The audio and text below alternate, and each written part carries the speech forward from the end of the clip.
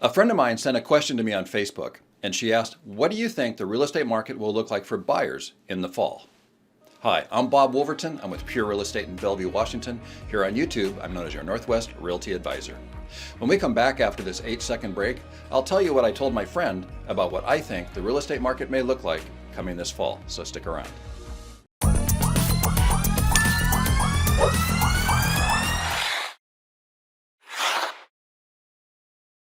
My friend asked what I think the real estate market will look like in the fall, and I figured if she has this question, there's probably a whole bunch of other people that have the same question. So I decided I'd record this video to answer the question for everyone.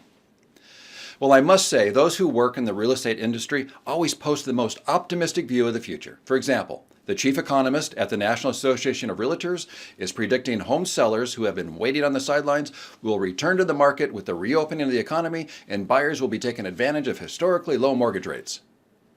And the National Association of Realtors itself is also predicting 77% of potential sellers are preparing to sell their homes following the end of the stay-at-home orders. And the president and CEO of CoreLogic is predicting once the stay-at-home orders are lifted, millennials will lead the way back to a positive, purchase-driven housing cycle. So that's what the real estate cheerleaders are saying. It's all very optimistic about a very bright future.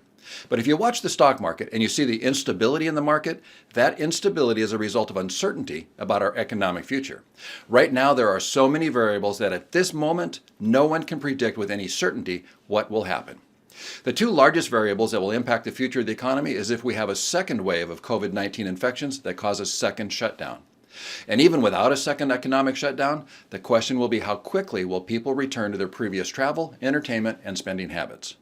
Will they be too fearful to come out of their homes right away, thereby slowing the economic recovery?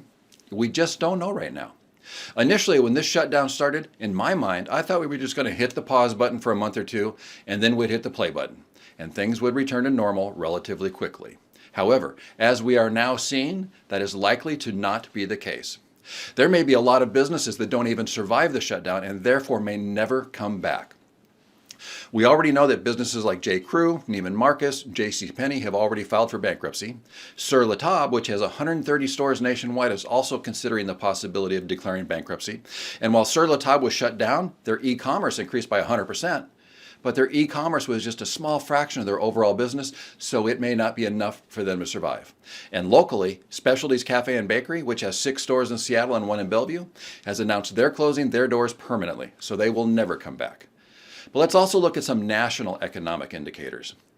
When we look at this chart, we see that going back to July of 2019, our employment rate was actually pretty strong in the United States. In July of 2019, we added 194,000 jobs, followed by 207,000 jobs, and so on down the line. And then in March of 2020, when we got the first report of the coronavirus, we see we lost 870,000 jobs, and in April, we lost over 20 million jobs. We haven't lost that many jobs since the 1940s.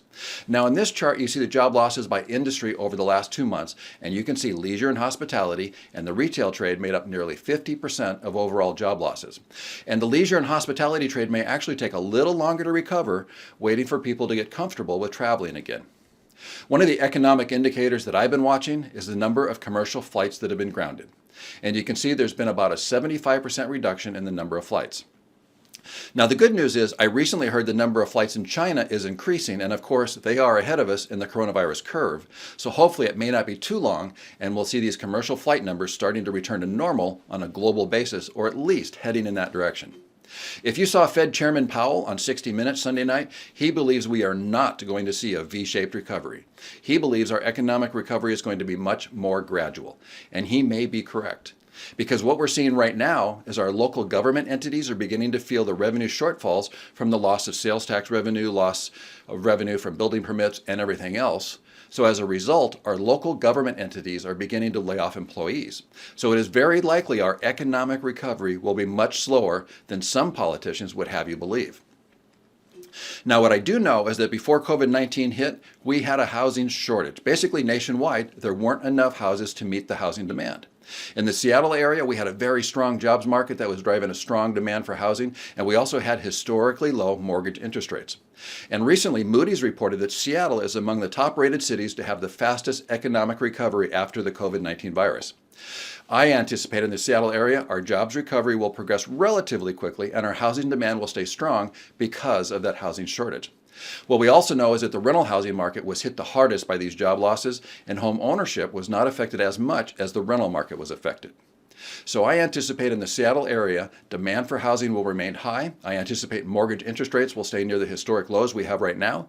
But even though Moody's reported Seattle as among the top-rated cities to have a strong economic recovery after COVID-19, the remaining question will be this: how willing will people be to re-engage after the restrictions are lifted if there's still no vaccine?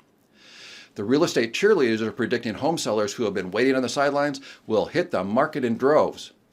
But I think it may be more of a gradual return than that. While conducting showings, real estate professionals are being very cautious to prevent COVID-19 spread and contamination, doing the best they can in a less than ideal situation.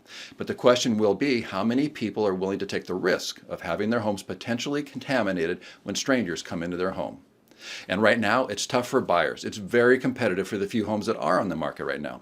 Nearly all the homes selling have multiple offers because there just isn't enough inventory to satisfy the current demand. And I think that will continue into the fall and beyond as home sellers gradually come back into the market. Obviously, some people have to sell their homes right now due to a job change or other circumstances, and others may be forced to sell from losing their jobs. But either way, I think in the Seattle area, housing demand will continue to outpace supply, which still makes it a challenge for buyers this fall and beyond. Well, that music means that's the end of our episode for today. I hope you found value in today's video. If you did, click that subscribe button and click that reminder bell. That reminder bell will notify you when I post new videos. If you liked today's video, give it a thumbs up. That tells Google's algorithm there is something of value in this video. And finally, please share this link with someone you know who can benefit from the information on this YouTube channel.